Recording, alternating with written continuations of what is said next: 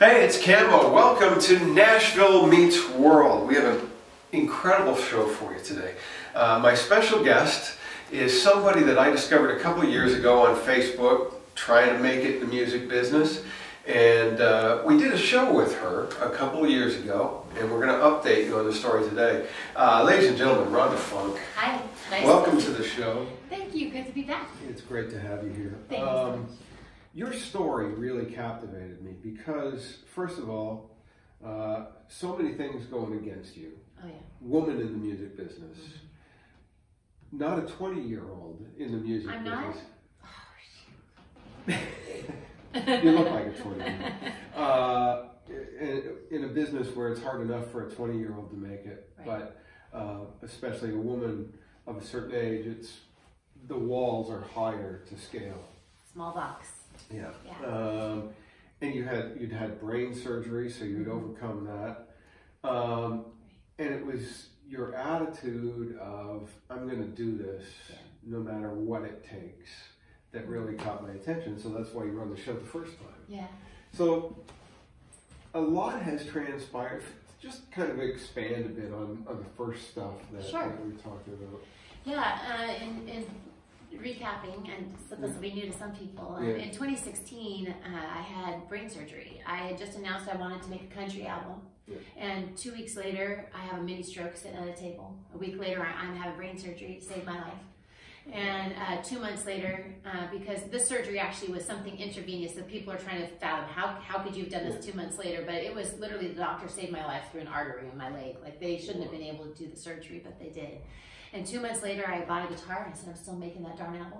And I showed up here in Nashville. Yeah, because you're from the West Coast. Yeah. Yeah, I grew up outside of Seattle. I lived half my life in Washington and half my life in Oregon. I moved here from Oregon.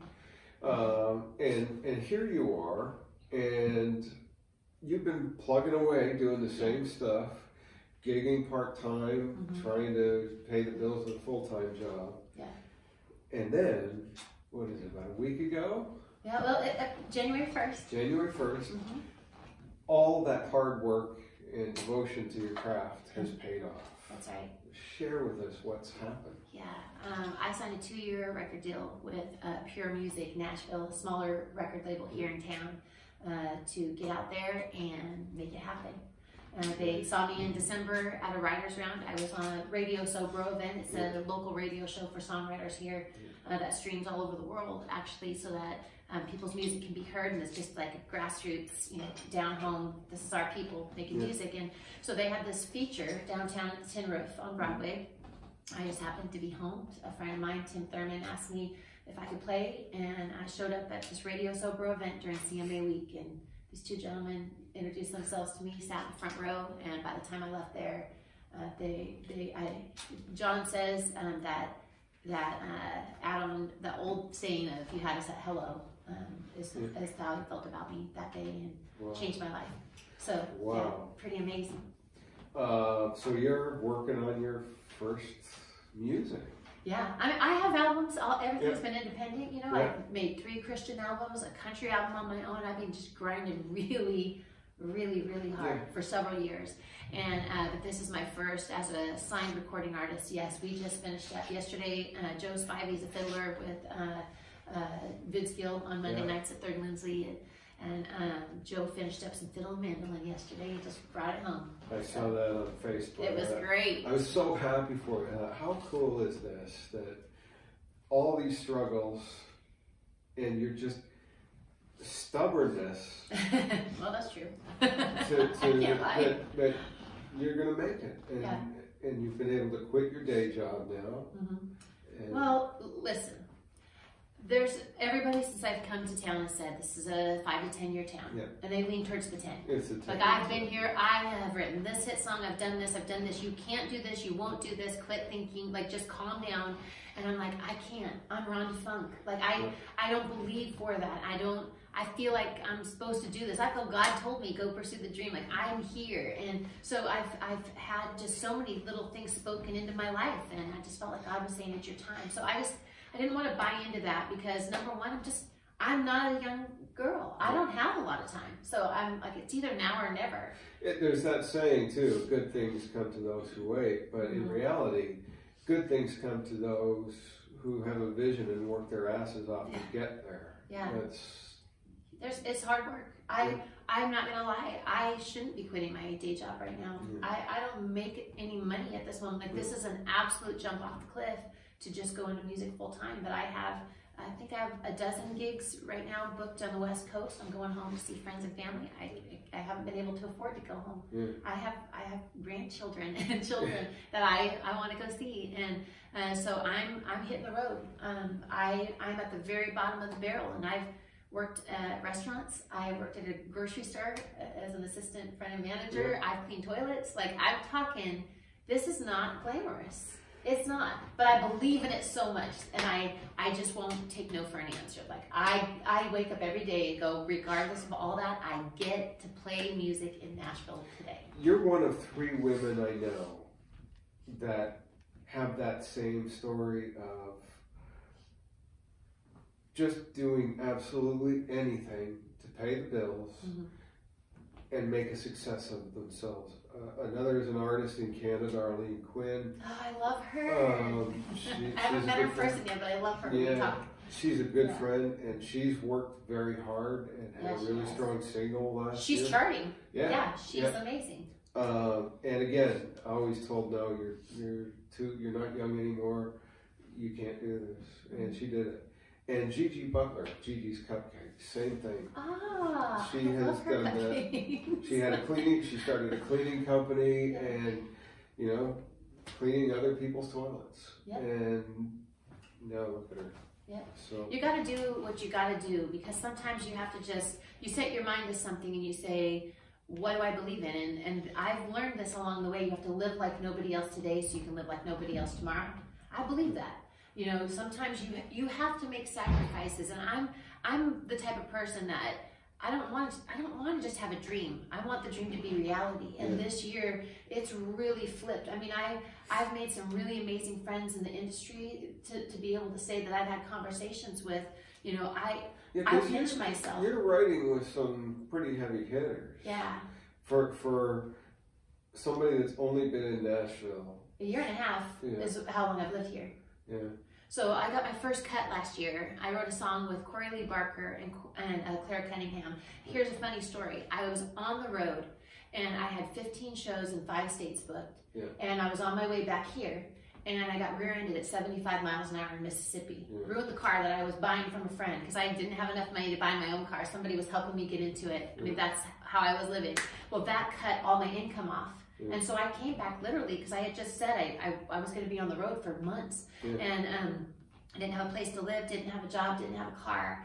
And so here I am 4 days later, forced to be back here in Nashville, sit down with Corey Lee and Claire, and we start writing a Christmas song, and it was kind of sassy and whatever, and I stopped and I said, you guys, look, you know what I need right now? Money. We need a hit. We need something that everybody will play, everybody will sing. And so we changed our minds at that moment and wrote a duet. And the next month, T. Graham Brown and Claudette King, which is B.B. King's daughter, picked up our song, and they recorded it. It didn't quite make the release for this season, but we're going to be pitching it to Hallmark, and that song will come out next year, Christmas song. So that was a year and a half after being here. That's unheard of. Getting a recording contract in less than 2 years is unheard of. So I know something's happening. Is it? I hate to keep going back to the gender split, but with guys, I always hear stories about, I moved here and I lived in my car for a while until I was picking up enough gigs. But with women, I tend to hear the story of that struggle. Is it a woman thing that it's just reaching down and finding that nugget of hope, and you build everything on that and build on that? Is that a particular woman thing? Do you think women are stronger in that respect? Well, this could be an open bag of worms, because I I think what it is when you're out on your own as a woman, you don't have a man in your home and whatever. I mean, there's a million women that'll tell you, you don't need a man to make everything. Nope, you don't. But it sure helps, you know? And so when you're out here on your own and you're like, I have nothing. I have nobody to fall back on. Yeah. I've got, I think some of it's fear. Yeah. I think it's a little bit of fear, not of failing. I think we believe for stuff so hard, and strong women are so passionate. Yeah. Like we believe for it, but we're scared to do it on our own because we're like, can I do this by myself? I need somebody to do this for me. Who's going to feed me? Who's going to take? And that's at some point you have to flip that switch and go, ain't nobody doing it for you, baby. Get up, pull up your big girl pants and get your butt out there and make it happen. And so I set my boundaries. You know, there's so many things you have to do as a woman because we're in a vulnerable spot. And a lot of people say, you know, how are you going to work your way to the top? The right way, you know, strong way. And, you know, so it's hard. It's really hard. The guys are a little more resilient. They can live in their cars. I don't want to sleep in my car. I'm afraid to sleep in my car, but I might have to, you know, like, so I just think, I think it's fear that drives us sometimes. I don't know. I can't explain it, but if that makes sense. But I don't live in fear. I really don't. Yeah. But I know that underlies there, and I talk myself out of it every day. Yeah. I will not live here because I'm going here. And it's like there's no plan B. There isn't. You're going into this with, this is what I'm going to do, and I have only one choice, and that's make as big a success out of it as I can. That's right. Because I can't fail. I have no plan B. I don't. I actually wrote that on my wall one day. I said, this is my plan A. There is no plan B for my life because you know what? God's plan is always plan A. So if I'm walking in this and I put all my effort into it and I work my hardest, at the end, if that doesn't work out, I'm still in plan A. It's just taking a little bit of a turn, and I'm going to open up every door and see where it goes. What's that thing I see on Facebook all the time? It's, you know, my career, my success hasn't been like this. No. It's been like all over, up and down. Yeah. You want to give people a taste of what you do and play a song for us? Sure, I'd love to. I'm in the studio right now recording some songs, and that has been a lot of fun to be pulling this out again because in the past couple of years after my surgery, I came and started co-writing for the first time ever. I'd never done that before. I had all my albums were on my own, and we've written about 200 songs now, and this one, Cumberland Falls, is one of my favorites. This is on the album. This is insider information. This could be the first single coming out here. Wonderful.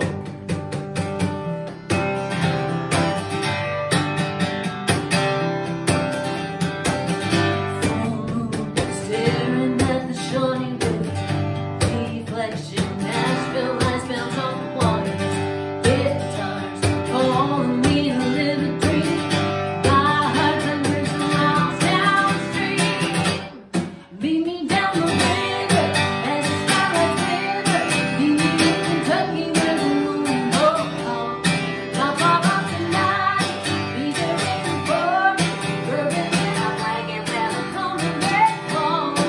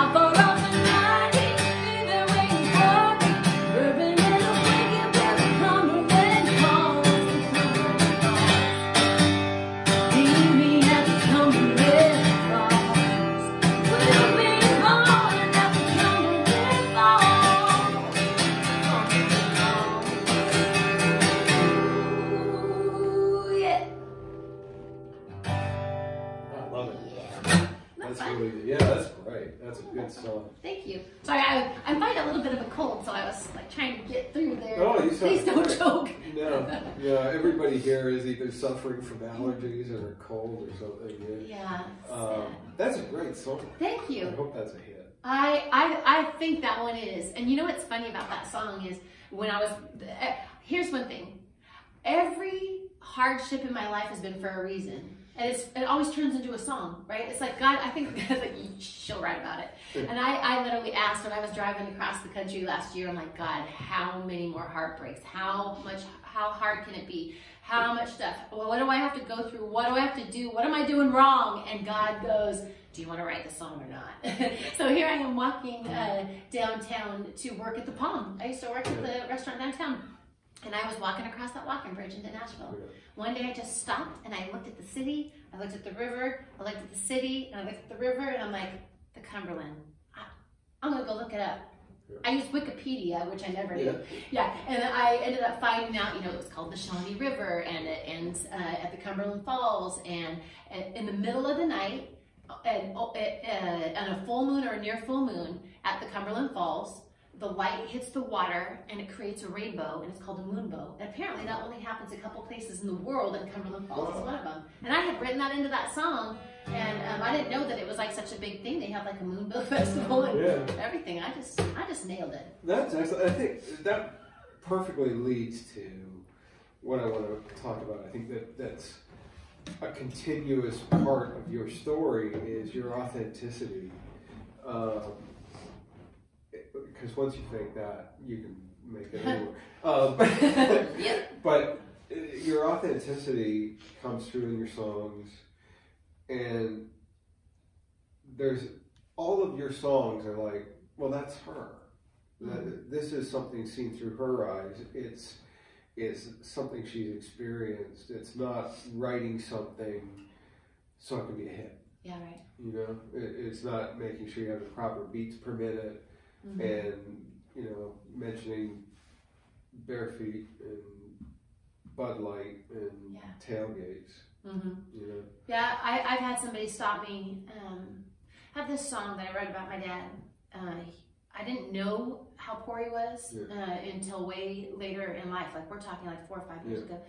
And he shared this story at his brother's memorial, and they used to eat garbage out of a bag, and they lived on dirt floors. They lived in a shed. His little brother died, and like all kinds of stuff. Like I didn't know all these details, and so I wrote it into a song. And that to say, one night I was at the Commodore Grill, and it was a 50-year celebration, and all these old time writers, right? It was Jerry Foster and his band. And that's the whole room went at the Commodore. The whole room went silent. Wow. Everybody sat there, and one of my friends, Robert Daniels, took me outside. He goes, Rhonda, you just had a moment at the Commodore. Wow. And he said, don't ever not write stories like that. Like that, because we get enough of those songs. And you can tell me all you want, write a hit. You know what I want to write? Life.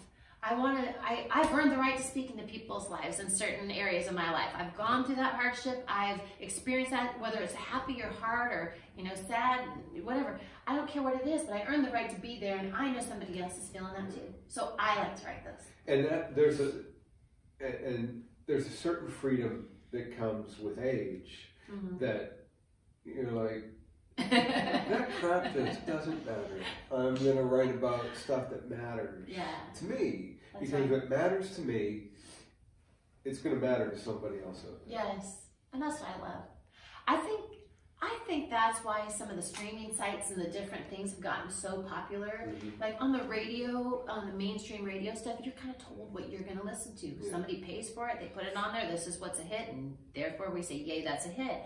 But what people love is digging through the albums and looking at the songs and the stuff that isn't normal. Like finding that gem, a song that speaks to them, and I love that. I'm that kind of singer. It's all like, it's kind of like the digital version of going into the record store and going through stuff and looking at the songwriter's credits on it, saying, ooh, well, that guy wrote that song, and that's a killer song. I'm going to get this. Right. And it's that search for something, the gem, that's not spoon-fed. Yeah.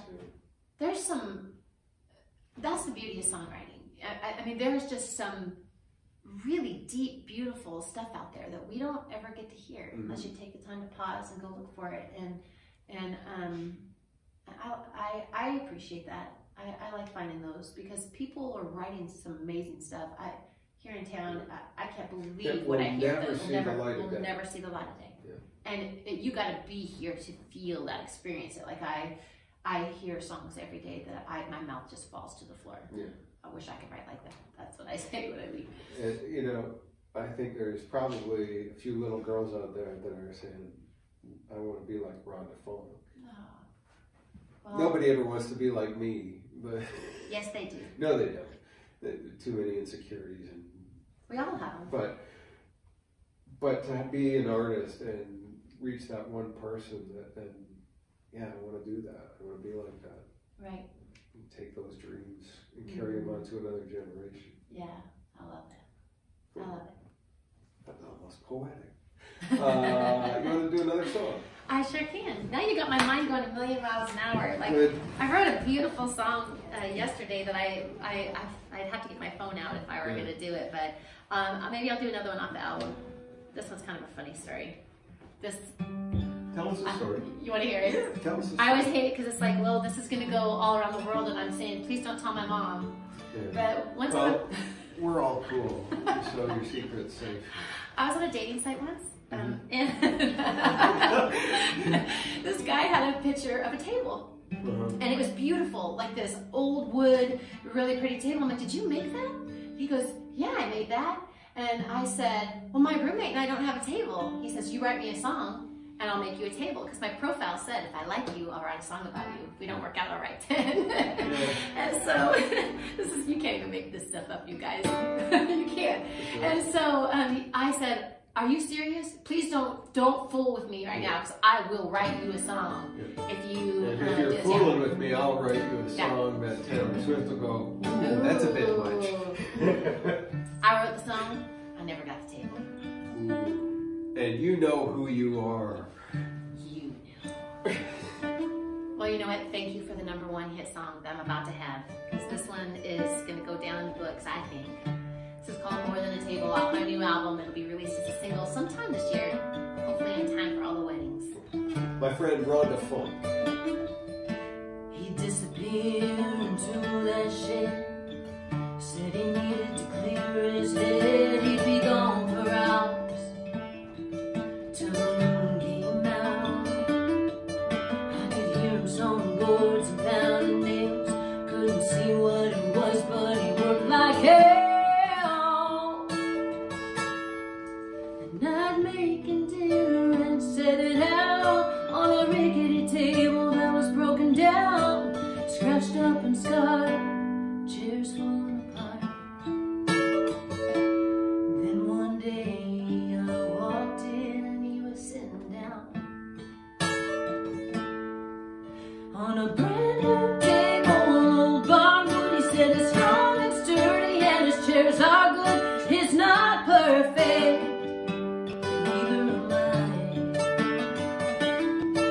it'll be in this room till the day you die, just like me.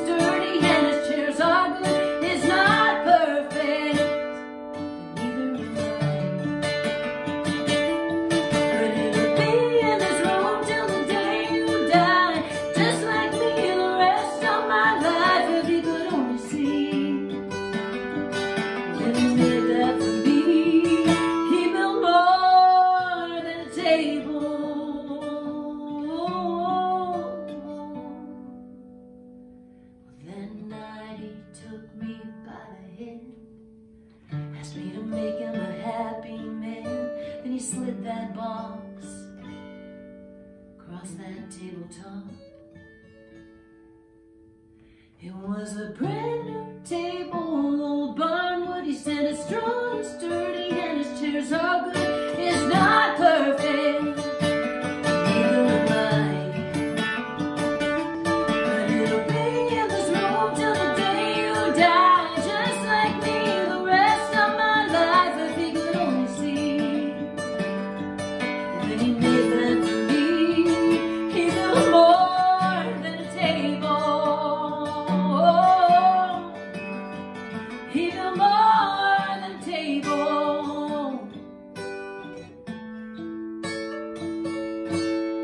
He built more than a table. Killer song. Thank you. Yeah. Take that. That's excellent. I love that song. I wrote that in 12 minutes. Seriously. When I got all excited about that whole thing, like, I'm gonna get a table. My roommate's like, come on. I'm like, no, seriously, I'll be right back. And I come out with that song, and she started bawling. I was like, oh my God, and I started crying. But a week later, it didn't have that middle part where he asked her to marry him. Where he slid the box across, and a friend said, oh, that's so cool. That could be like a dad song. I'm like, this ain't no dad song. This is a boyfriend song. So I had to fix it, and I added that later. But outside of that, that whole song got out in 12 minutes. That's so cool. Now, this is not to say that writing a song in 12 minutes is always a good thing. No. Just sometimes it just flows. I wrote 20 songs today. I'm going to be a millionaire. But sometimes a song just comes to you. And it's, just like that. Yeah. Listen, I was sitting with Jerry Foster last week, and he was trying to decide how everybody wrote in the room, and he said that about me. He goes, I can tell that Rhonda's sporadic, and I am. I'm like, I'm sitting there. It's always been that way since the first song I ever wrote when I was 15. But all of a sudden an idea hits my head, and the song just boom. Almost every song on my Christian albums, they came out with like 20 minutes songs. Probably pretty much all my songs. 20, 30 minutes until I started co-writing. We spent about an hour or two because we evaluate more. We are really thoughtful about the sounds at the end of the line. You already said, oh, you got to use a different vowel, and that you've already used that word. Does this make sense? Could we be better? Like, without evaluating, I could write you a song in 20 minutes. But when I really do it the right way, I should go back and really do it. I mean, I think it was Guy Clark that said, you know, some days you write songs, and other days the songs write you. Ooh, that's so good. That's the truth. But it's sometimes that song just almost writes itself, and that's a cliche. And no, but it's true. It's true. I mean, seriously, those are the kinds of songs that just get somebody right in the heart, typically. I mean, there are definitely the fun ones, or, you know, whatever those songs are that don't really, they're not relational, or they're just fun, you know, happy sunshine songs. That those heart ones, you know, for me it's therapy. So instead of me seeing a counselor or having to journal or whatever, it's like I just sit there until it just wells up inside of me. I'm like, I'm just gonna write out how I feel. Wow, man, I'm really proud of your music. Thank you.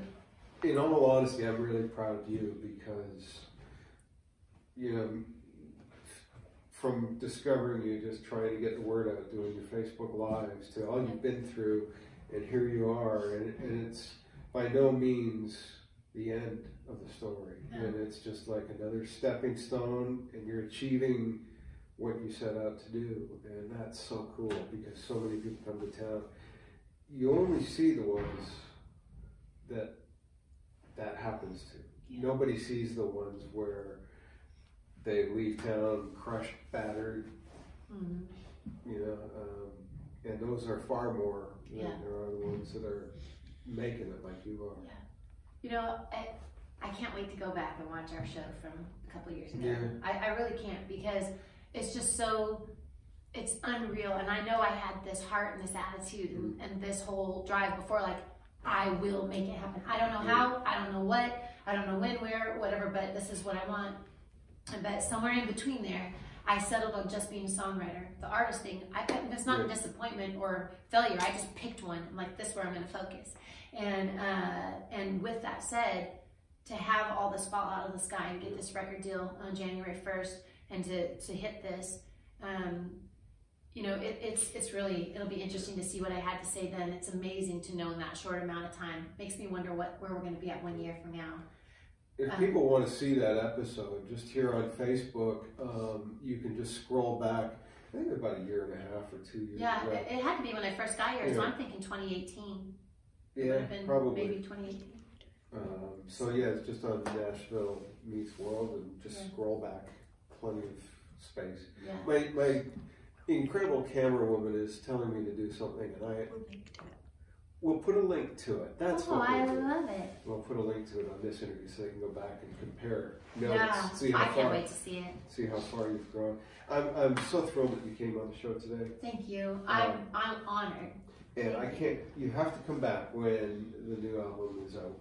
Yes. When you're just about to release it, or you right in that kind of time frame, and come back and show us what you got. I'd love to do that. Thank you very much. It's a date. It's a date. Excellent. Ladies and gentlemen, Rhonda Funk. I'm so proud of you. Thank you.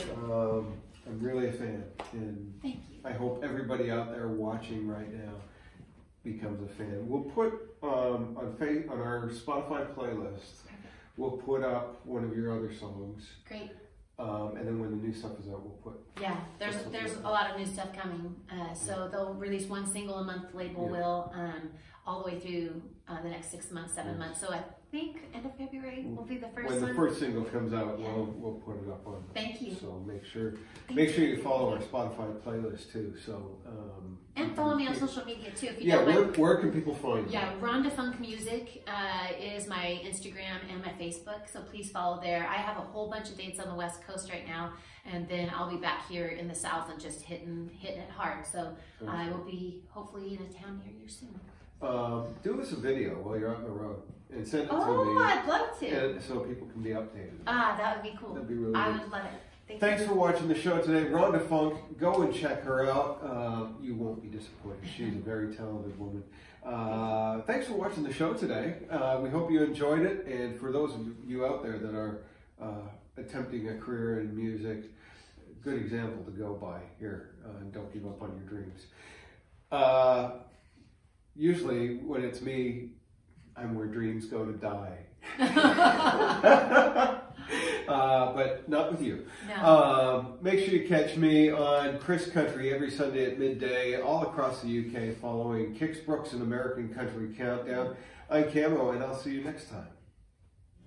Oh, my